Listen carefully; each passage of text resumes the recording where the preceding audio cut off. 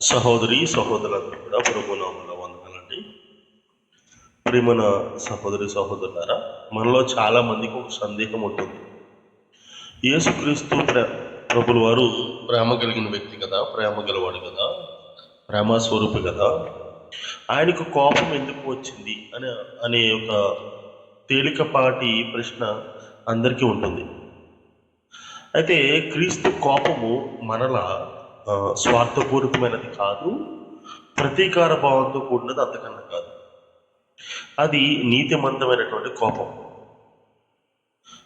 ఎలా అనేది మనం గ్రంథాన్ని తెరిచి చూద్దాం. అసలు క్రీస్తు ఎందుకు కోప్పడ్డారు, ఎందుకు ఆయన అంతగా ఆగ్రహించవలసినటువంటి అవసరం ఏముంది, దానిలో మనకి ఏం బోధ ఉంది అనే విషయాన్ని అర్థం చేసుకునే ప్రయత్నం చేద్దాం.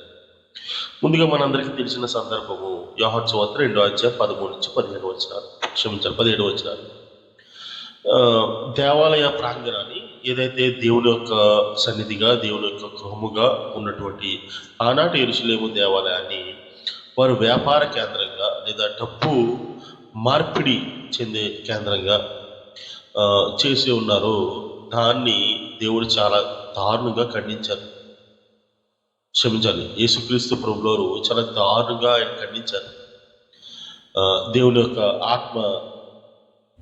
ఆత్మను పొందుకున్నటువంటి వ్యక్తిగా యేసుక్రీస్తు ప్రభుల వారు ఖండించి దాన్ని త్రోసివేయడం జరిగింది, పగలగొట్టడం జరిగింది.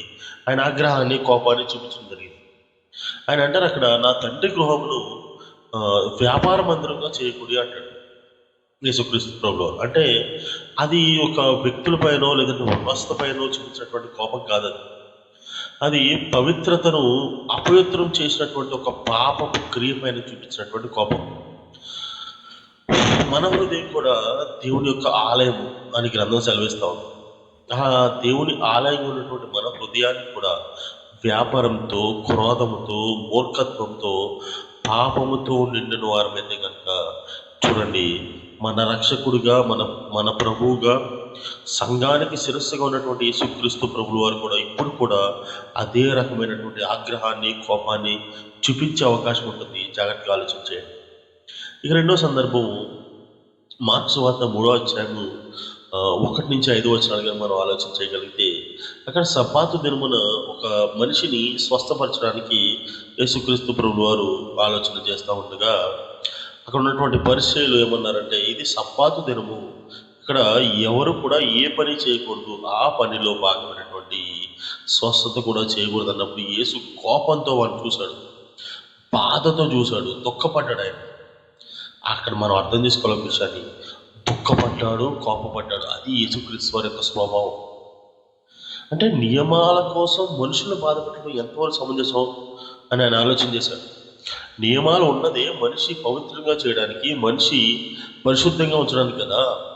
అటువంటి మనిషే స్వస్థపరచబడుతున్నప్పుడు, పవిత్రంగా చేయబడుతున్నప్పుడు ఆ నియమాలని ఆలోచన చేయడము, దాన్ని గూర్చి స్వస్థతను అడ్డుకోవడం ఎంత ఘోరమైన విషయమని యేసుక్రీస్తు వారు దుఃఖపడ్డారు, కోపపడ్డారు కూడా, ఆగ్రహించారు కూడా. ఇక మూడో విషయం, అమాయకులను అడ్డుకున్నప్పుడు మార్కు సువార్త 10:13-14 అమాయకుల్ని దేవుని యొక్క రాజ్యంలోనికి రాకుండా, పసిపిల్లలని దేవుని యొక్క రాజ్యంలోనికి రాకుండా వారు అడ్డుకున్నప్పుడు, అంటే వారి యొక్క విశ్వాసాన్ని, దేవుని రాజ్యంలోకి వెళ్ళాలనే ఒక విశ్వాసాన్ని అడ్డుకున్నప్పుడు కూడా వారిపై ఆయన కోపాన్ని చూపించినట్టుగా మనకు కనబడతా ఉంది. నాలుగవది, అపోస్తుడైనటువంటి పేతురు యేసుక్రీస్తు ప్రభువు వారిని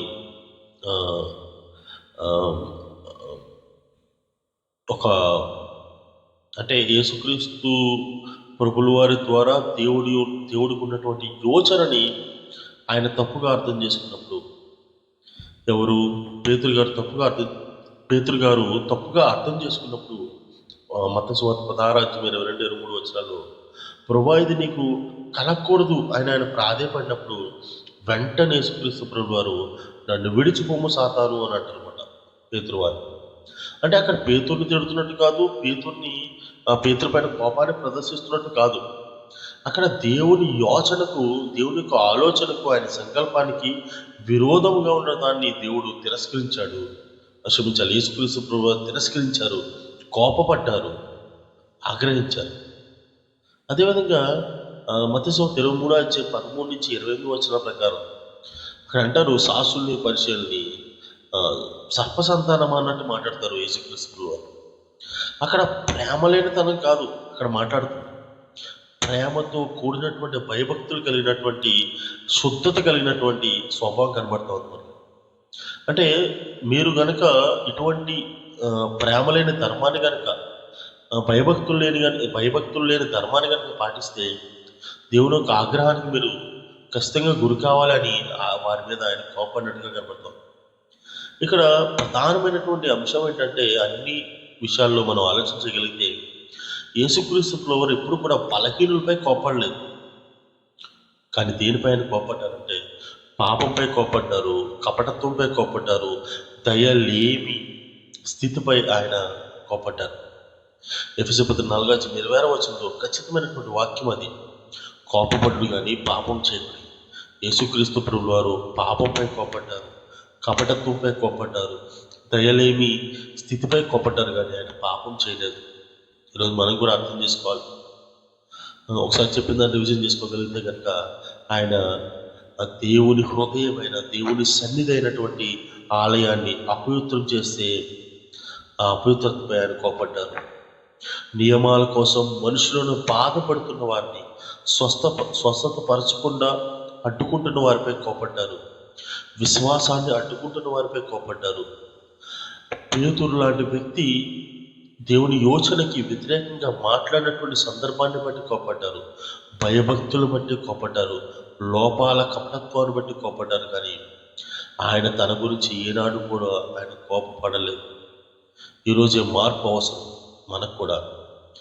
క్రీస్తు కూడా క్రీస్తు కోపం కూడా ప్రేమే.